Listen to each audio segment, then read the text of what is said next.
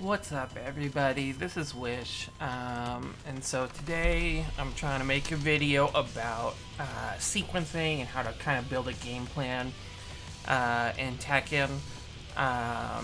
And this is obviously a very complicated topic. I'm going to talk a lot about like your mentality when you're practicing in training mode and when you're strategizing about the game, and kind of like trying to learn things more efficiently, that kind of thing. So it might go a little long. I also don't have a script. I just kind of have like a bunch of points that I want to make sure I hit, and we're just gonna kind of go and hope that it works out. The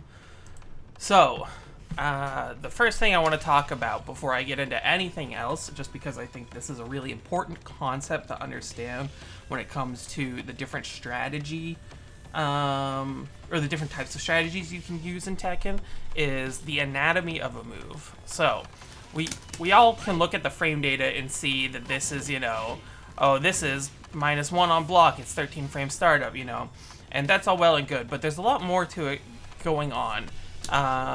So every move has the startup frames, which is just how long it takes before the hitbox is out, the active frames, which is the number of frames that the hitbox, is in the game for. So, most moves in Tekken only have one, like this.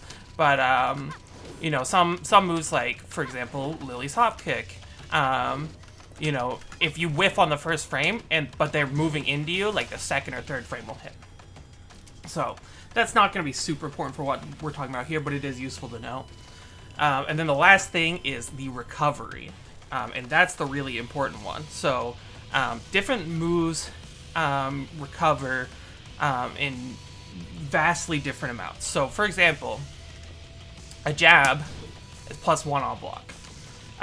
The reason for this is jab has very, very low block stun, but it recovers very, very quickly to make up for it, right? Something like a slash kick, this is 0 on block, and so, you might not think about it like this, but I think a lot of people will treat that as kind of the same as a jab, because the situation on block is very similar. But the slash kick recovers way slower, and what that means is if you whiff it, you're vulnerable for much longer. So I just wanted to get that out of the way. It's kind of stuff everybody knows, but you might not think about it and put it into words very often. So just wanted to get that out of the way at the start, because it's going to be important as we talk about all of these different options that you have. The next thing to talk about then is, let's say you're playing Tekken, you've been playing for a while, you went to Google, you looked up your character's best moves, you kind of know how to use them, what they do, things like that, but you find yourself like, you're beating people in like green ranks, but then as soon as you play better opponents, even though you're using all the same moves and stuff, nothing's working, right? And this is where like your actual sequencing, your strategy comes into play. So, while obviously the strategy you use is going to be different for every character, the way you come up to that strategy, there's a lot of similarities between them. I'm going to start here with Lily. Reason for this is just she has some simple, very quote-unquote normal Tekken moves, and she also has a good variety of situations on block, and a really, really good sidestep. And so that's going to illustrate a lot of the things that I'm talking about very cleanly. So if we look at Lily and we're saying like, okay, well, what are Lily's best moves? So a lot of the ones that are going to come to mind are obviously jab and down forward 1. Hold on, let me stop her from sidestepping for a bit. So jab and down forward 1 are really important, obviously. Down 3, great low poke. Down 1, 2. Another great low poke. This one is, it's closer range, but it's more rewarding. You've got F4, which is really not long range, has a counter hit launcher. She's got a solid hop kick, solid down forward 2, all these things. But when you're trying to tie them together, there's not a very clear way of doing it, you know? So someone like Josie, you might be like, oh, well, I just, you know, I do down forward 4, and then I go into stance, and then I do my stance mix-up, you know? You don't really do that with Lily, or with most characters in the game. The first thing that I do whenever I am trying to come up with a good game plan is I try to find a few common situations, a few common like game states that I kind of use as an anchor to build around. So, extremely common one. Down forward 1 just got blocked. This is going to come up all the time. And it's honestly how you react in the situation where your opponent has blocked your down forward 1 just defines a lot about your playstyle. Or, you know, obviously if you're not Lily, your equivalent of a down forward 1 might be on a different move, but the same ideas apply, you know, these safe mid pokes. So let's talk about this situation a little bit. So a down forward 1 is -1. Now, this, if you're coming from other fighting games, that whole idea of like, oh, I'm minus or I'm plus, very, very important in 2D fighting games. In Tekken, it's only a small part of the whole picture, right? So a down forward 1, even though it's -1 on block, when you think about what that -1 actually means, it doesn't really affect the situation that much. So if I were to do down forward 1 and then jab, I lose to their jab, right? But I don't really take any damage for that, you know? They get plus frames and they get to do a mix-up or whatever, and that's obviously good for them, but from a risk-reward perspective, it's not that big of a deal, you know? Now, it can be scarier if they have, you know, like a 10-frame counter hit move like Fang's back 1, or if they have an 11-frame Magic 4, and they can trade with you. You know, those things are obviously going to be a little riskier for you to press into, but, you know, just generally speaking, it's not that bad to press on down forward 1 compared to pressing on 0 or +1. You know, there's not that big a difference. But the problem with pressing here is that movement will beat it generally very cleanly. So let's see, if I do down forward 1, we got a whiff. Down forward 1, jab, whiff. Down forward 1, F4, whiff. Down forward 1, Magic 4, whiff, you know? And for Lily, specifically at least, she doesn't have any string options on her down forward 1, so there's nothing she can do to stop them from stepping directly.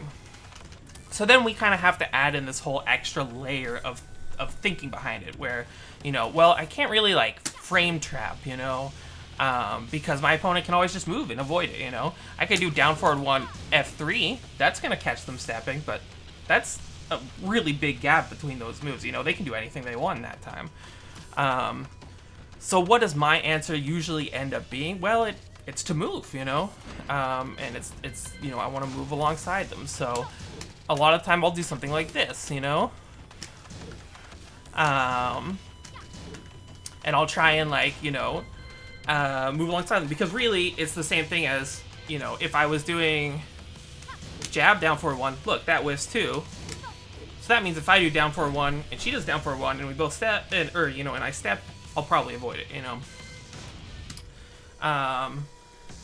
And so whenever I'm looking at this type of move from like a big picture perspective, I kind of, everything from like +3-ish to -3-ish is kind of really the same to me. So another good example for Lily is she's got this down forward 1 too. Really solid low, leaves her +3 on hit, does good damage. Arguably did not need to be made into a natural combo, but they did, and she has it, so, you know. But if you look at the situation after, let's look at it again. Whiff. Whiff. Whiff. You know, so, in both of these cases, you know, if I just go into my common moves there, they're still going to fail if my opponent is just moving properly. And this is a common thing you're going to see across all of Tekken, across all characters, all sorts of situations. Movement is just very strong. A lot of Tekken, old school players will, complain about movement being, it's so terrible in Tekken 7. And, it's worse than it was in old games. There's no denying that, but it's still very, very, very powerful. So, whenever you're trying to come up with these kinds of sequences of moves, how you're going to run your offense, some people would call it a flow chart, you have to take movement into consideration always. You can't just look at the frame data and say, this is a frame trap, so, I'll do that. Because there's always the option of moving. It's kind of like doing parries in Third Strike, or doing, like spot dodges in Super Smash Brothers, It adds an extra dimension. And so all of this kind of adds up to a general feeling of pressing being difficult. Pressing a button is difficult in Tekken. Tekken is I always say it's a very left-hand game. You do a lot of moving, a lot of blocking, a lot of, like OSing, which if you don't know what that means, it's, don't worry about it if you don't know what it means. But basically, like people will do like sidestep, duck, backdash, and that kind of stuff is very powerful because it covers a lot of options without committing to anything. So, going back to what we were talking about, how do we then sequence these moves in a way that can kind of give us an advantage? And the answer is you have to always be thinking about what your opponent is going to do, what their actual options are in a given situation, and how you can deal with those options. And I know that sounds so like, well, duh, you just beat what your opponent's going to do, But a lot of people don't actually think about this from their opponent's perspective. They think about it from their own perspective. And they think, this frame traps into this, cool, we're going to do that. This, I can set up this mix-up, cool, whatever. But when you start thinking about what your opponent's doing, it really actually simplifies a lot of the game. Because a lot of it is, okay, my opponent is... I think my opponent is ducking a lot. Well, I'm going to do mids, I think my opponent is sidestepping every single time I do, like a down forward one. Well, I'm going to dash up and do another down forward one. I'm going to dash up and do a low. I'm going to dash up and do whatever. I'm going to sidestep with him and then do another move, sometimes you can do a homing move. There's nothing wrong with that, You just have to be confident that your opponent is going to give you the openings to do these things. And so, structuring your game plan in a way where you can safely gather that data is crucial. So, when I'm playing Lily, and part of what I like about her so much is that her lateral movement is the best in the game. She has an incredibly good sidestep. She has great whiff punishes from sidestep as well with like F2, 3 and whatnot. And so a lot of my game plan will be down forward one, sidestep, down forward one, sidestep, one, sidestep, down 3, sidestep, And what I'm doing the entire time I'm doing this is I'm looking and trying to see what my opponent is doing as a reaction to these things. And if I find every time I down forward one and I sidestep, my opponent presses a one jab, and a lot of players do this, by the way, up to a pretty high rank, Well, suddenly, I mean, that's just free damage for me, right? I just do, boom, whiff punish that, But I never start by doing, a big commitment whiff punish like this. Look, that's minus 15 on block. I'm going to get launched, I don't start with that, I make sure I gather the data first by doing essentially nothing, just by moving, trying to make things whiffs, and seeing what my opponents, how they're reacting to these pokes. And then trying to set those up, or, trying to set up the higher reward situations. So now I've covered kind of like, this is how I generally approach my offense. There's a lot of, press a button, sidestep, press a button, sidestep. Another thing you can do, and actually I'll switch characters for this because it'll be a lot easier to show.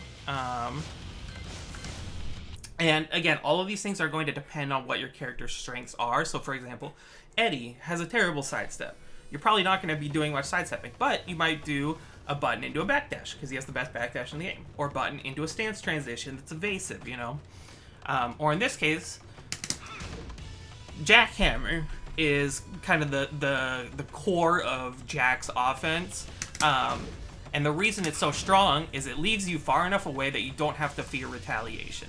So this is -6, but what does that -6 really mean? They can't press anything. Like, pretty much any move 16 frames and under is gonna just whiff, and then boom, you get a big launch, whatever.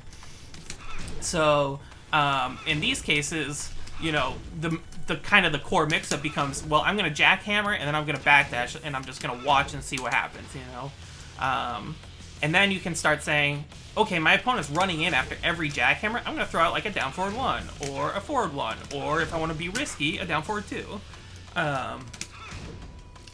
Or if my opponent isn't, if they're just turtling up, they're scared, they don't want to press anything, I might go in for another jackhammer and push them towards the wall,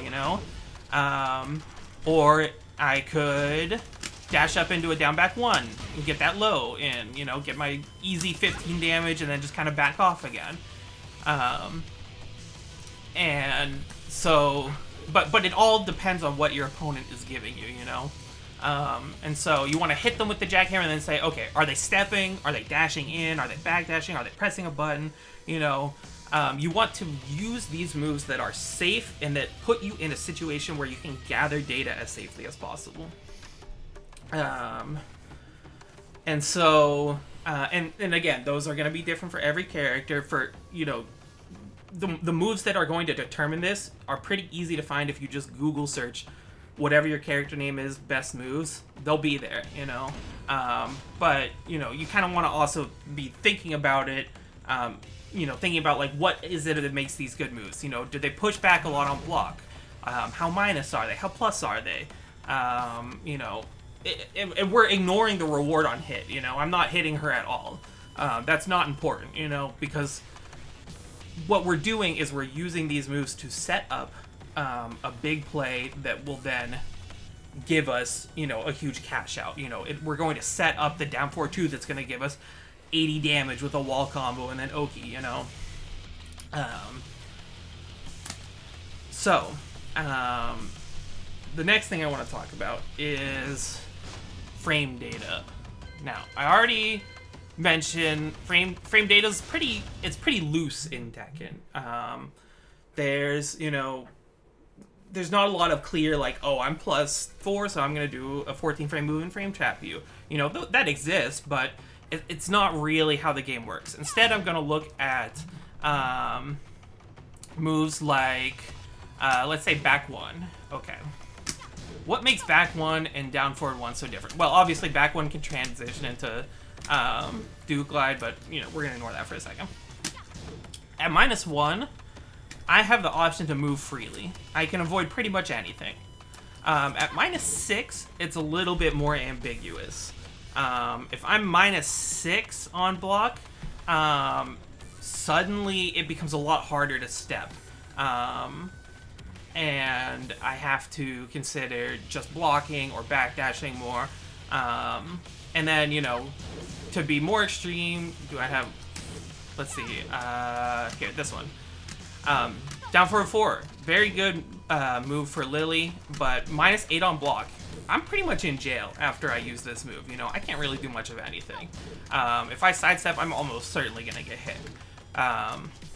And so this is where I kind of think about the different like kind of tiers of frame data. Is if something is -7 to -9, or on the flip side, +7 to +9, to me, that's like, I can't move after that, or my opponent can't move after that, reasonably.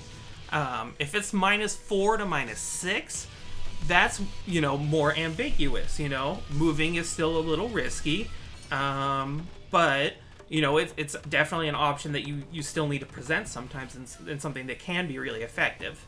If it's -1 to -3 or 0 even on block, I guess yeah, anywhere from like +3 to -3.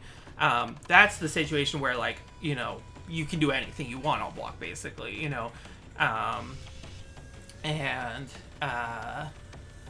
So those are the kinds of moves for me that I really like to structure my game plan around. I don't like to use pokes that are -8 or -6 a lot. I like to use pokes that are -1, where I keep all of my options open. Now, what a lot of characters will do is they'll use things that have string follow-ups. So, back 1 has this back 1-4, and it's unsafe, but it will catch people if they try and press something. And I think also, if they try and move, I'm pretty sure. I haven't actually tested it, but, yeah. So that's going to catch them clean if they try to sidestep. So whenever you use back 1, you're -6, but your opponent has to think, oh, well, she could press the back 1-4.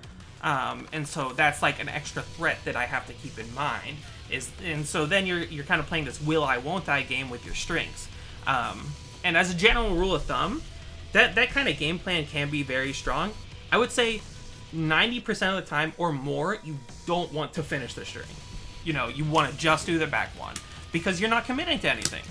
I'm safe. I'm not taking a big risk here. As soon as I do this, if they just hold back, if they backdash, then I get punished. So, you want to generally not finish your strings because it's having the follow-up that makes the string powerful. As soon as you've done the follow-up, there's nothing more you can do in this case. Now, some strings are 3 hits, obviously, and then you have to say, like, well, maybe I do the first 2 hits, but not the third one, But basically, just don't finish your strings. Don't finish your strings unless you are very confident that your opponent is going to press into them.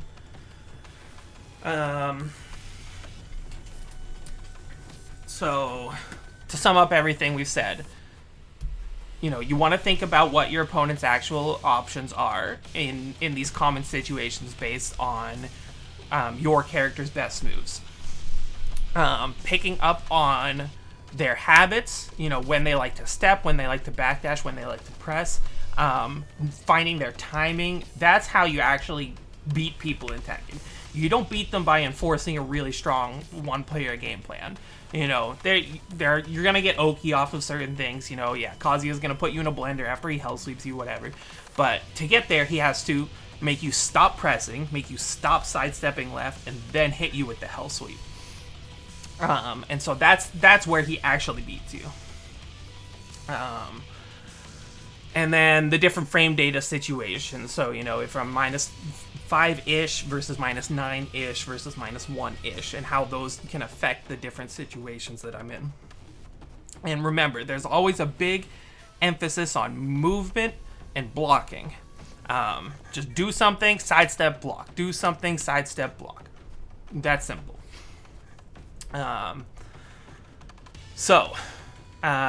So you've got your good moves, and you kind of have a good feel for what the situation after each of them is. But you're still finding yourself, I'm not cashing in anything, yeah, I'm doing down forward 1s, but that's it, And so the next step up from this is hit confirming. And I'm not talking about hit confirming in like the Street Fighter sense where, you're like, oh, you do your crouch medium kick and then you see that it hits and then you press super and you get a big combo. That exists in Tekken and that is important, but that's not what I'm talking about here. What I'm talking about is if I have an opponent and I just press a move, this down forward 1 is -1 on block and +7 on hit. Those are enormously different situations, obviously, because as we were talking about before, at around the +7 range, your opponent doesn't really have many options. They can't really step. But at -1, both of you can do whatever you want. And so being able to recognize these situations and react to them is very important. And one of the toughest things for new players is learning to react properly to what actually happened. Did the move hit? Did it not hit? How am I going to react in both of those different situations? So whenever you are trying to structure your game plan as a new player, or even as a veteran player, it's important to consider how easy it is to hit confirm the moves you're using. So in the case of Lily's down forward 1, I don't really hit confirm it. I pretty much sidestep after it every single time. And then I say, oh, that hit. Why did that hit? Were they ducking? Were they pressing something? And I try and use that to gather data. But if I want to set up like a mix-up, that's where I might use something like a 1-2. So 1-2, only -1 on block, +8 on hit. But most importantly, it's 2 hits. It's very easy to see that hit and go for a mix-up. Versus, if it gets blocked, you don't want to do anything.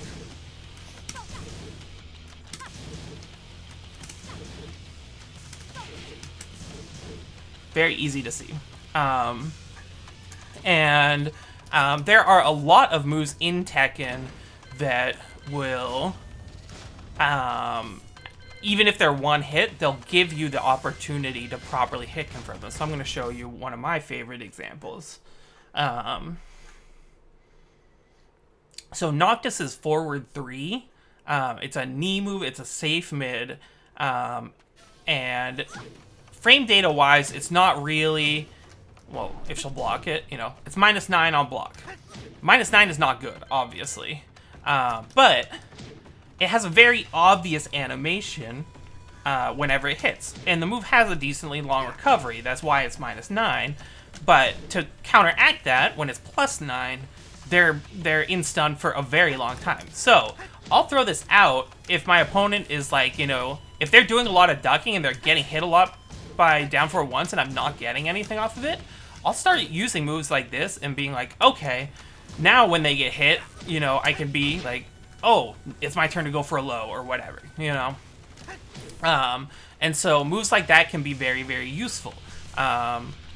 Kazuya's down forward 1 is another example where it kind of like he punches you in the gut and like lifts you up off of the ground. These moves that have very obvious animations, and obviously anything that is multiple hits. So, for example, here's another great example actually is with Devil Jin.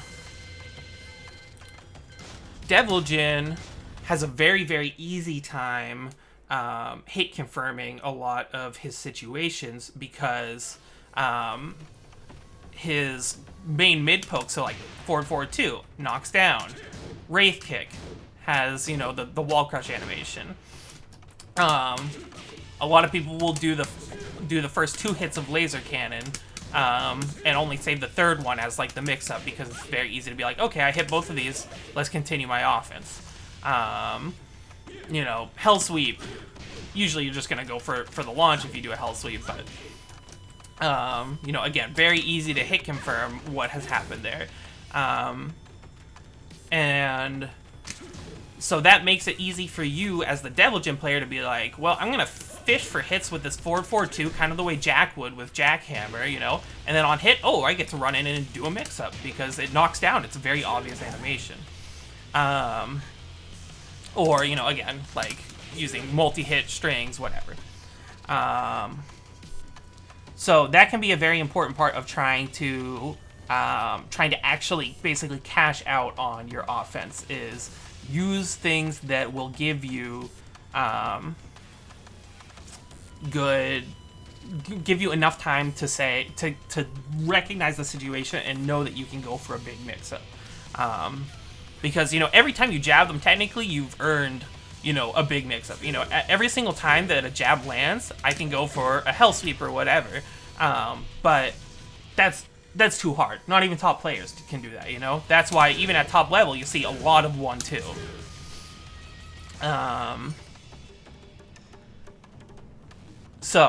The next thing I'm going to talk about is this whole next section actually is going to be kind of how to think about your game plan, like how to actually convert this into a usable game plan, you know? Like, these things all make sense in theory. How do I actually implement them? So, the most important thing to do is you have to be able to visualize the next move in the sequence. So what I mean by this is, as soon as I press down forward 1 with Lily, in my head, I know I'm gonna sidestep, you know? I know that's what's coming next. And, you know, I can basically feel myself inputting the sidestep before I even press the down forward 1, you know? And you want to be able to do this with all of your most common moves. As soon as you hit that down 1, 2, you got to be ready for what you're going to do next. Are you going to go back turn and go for, you know, back turn mix-up? Are you going to sidestep? Are you going to try and frame trap with the down forward 1? You got to be ready for that. Because the moment you start hesitating on these things, you're going to basically just open yourself up to retaliation in places where your opponent hasn't earned the right to do that, you know? So, to practice this, it's a really good idea to have your list of moves that you like to structure your game plan around. So this is, again, your down forward 1s, your down 3s, your down 1, 2s, you know, your jabs, things like that. And go into training mode and actually just do the follow-ups. So, you'll see me whenever I stream. A lot of the time, the first thing I do on my stream is I just do this against the computer, you know? That's not a hard thing to do. It's very, very easy. I'm not looking for anything in specific. I'm just kind of getting my hands used to stepping after down forward 1 because I'm going to be doing it a lot, you know? If you want to extend this to some other things, you can do... So let's say I want to do some hit confirming. Anytime you want to practice hit confirming, by the way, I recommend turning everything off because that makes it the most like an actual game. So I'll just do this.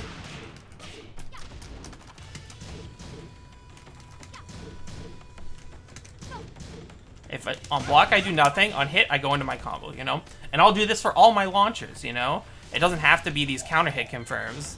It can just be down forward 1. Or, sorry, down forward 2. And I don't do the whole combo, I just do the first hit of it, you know? And that just gets me used to, every time I press down forward 2, I'm like mentally ready to press, you know, another down forward 2 or an F2, 3 or whatever, you know? Like, I'm visualizing it, I can feel my hands pressing it before I even press, you know, before I even input the down forward 2. And you should do this with all of your launchers. It should be second nature that as soon as one of these things connects, like, your brain is already, you know, you've essentially already pressed the button. You know, you have to actually physically press it, but, like, mentally you have already done the correct thing.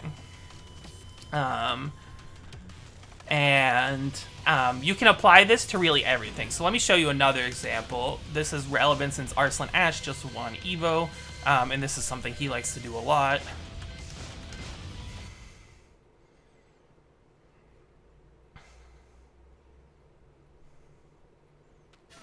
So let's say every time I do down forward 1 and my opponent blocks it, they jab, right? So I've picked up on that habit. Now, what I can start doing is I can go down forward 1, duck 1. And if I see the jab, then I can go, oh, that hit, you know, and finish it. Now, this is a little bit harder to practice in training mode because there's no reversal option, unfortunately. But, you know, I just kind of want to give you an idea of, like, this is how I can punish someone who's always going for jabs, but do it safely, because I'm not committing until I've seen the jab, you know? And you can come up with stuff like this for every character, for all sorts of situations, where you are, you know, I kind of refer to these things as situation confirms, like, oh, I saw my opponent whiffed, so I know my next button's gonna connect because it's a whiff punish. Or, you know, I started this down forward 1, but I saw that they were pressing move in the startup of it, so I input the down forward 2 and get the counter hit combo, you know, things like that. And you can do this, you know, every character can make use of this. And the way you come to these conclusions is you have to, again, think about what my opponent's actual options are in a given situation. What are the options they like to go for? So I'm never, if I'm playing Zafina, I'm never going to do down forward 1 and just duck. But if I down forward 1 and I sidestep a lot and my opponent is jabbing every time, well, then I might start ducking because, hey, I can get a big launch out of that, you know? If they're doing a lot of, like I down forward 1, they do 1-2 or something like that, then I might jab into sidewalk, or, you know, down forward 1 into sidewalk, you know, and try and get behind them and get a big punish that way. But it's all dependent on looking at what your opponent is doing. There's no true single-player flowchart game plan in Tekken. It doesn't exist because everything has some option that will just absolutely destroy it. You know, there's nothing's guaranteed in Tekken. Basically, is what I'm saying.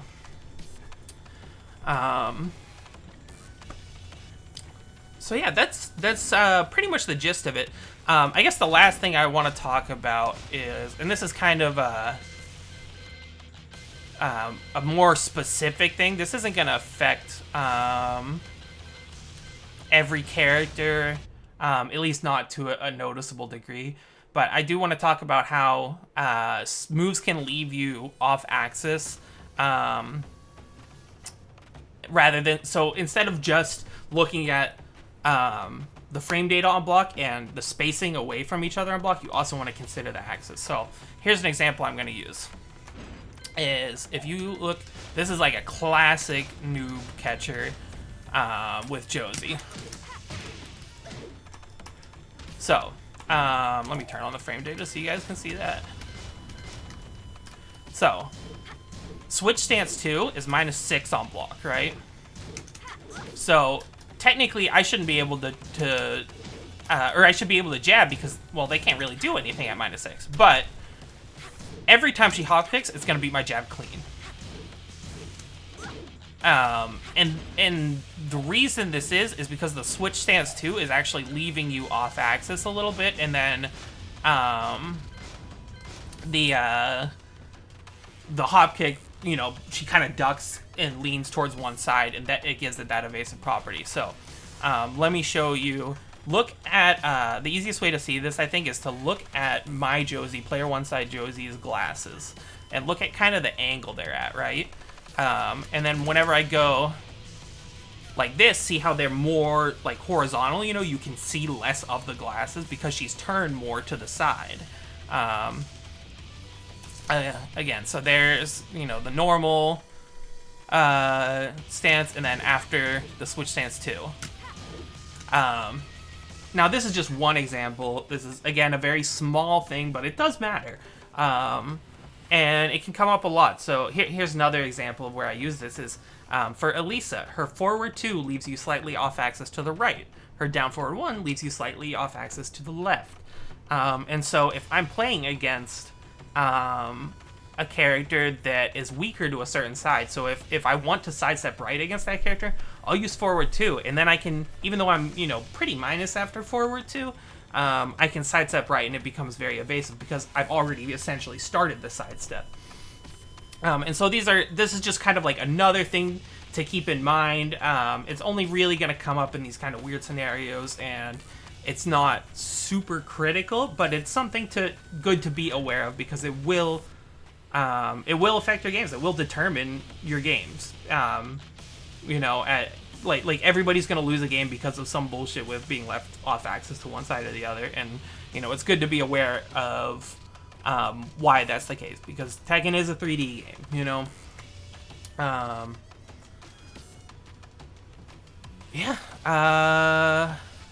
That's pretty much everything. Oh, I guess one last thing that I failed to mention, I should have said this earlier, but it's very difficult when you are practicing something to not do something.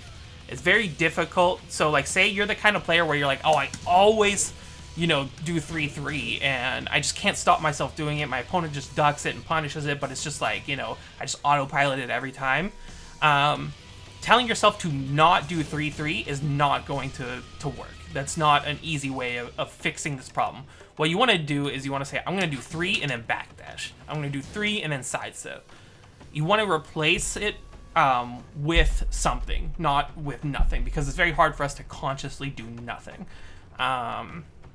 And so that's, you know, again, where movement comes into it. Is movement is the thing you can do that is very safe and non-committal. So that's just something else I wanted to keep in mind for teaching you how to think about these sequences and how to basically improve your game plan, cut out some of the like unsafe bullshit that you've been doing, yeah, that's it. That's everything. This went on 10 minutes longer than I thought it would and about 20 minutes longer than I wanted to, but I had a lot I wanted to talk about with this. I hope it made sense. If you have questions, hit me up, let me know. Because this is really the big thing that's going to push you from, you know, the beginner to the like mid-level player up to intermediate and then advanced. You know, this is what, like, once you know all your moves, you know all your combos, you know all your frame data, you know, this is the thing that makes the difference. It's how you apply those moves, how you safely gather data on your opponent, you know. That's how you turn all of the tools that you have worked on for so long into actual wins. So, thanks again for watching, and yeah, let me know if you have any questions.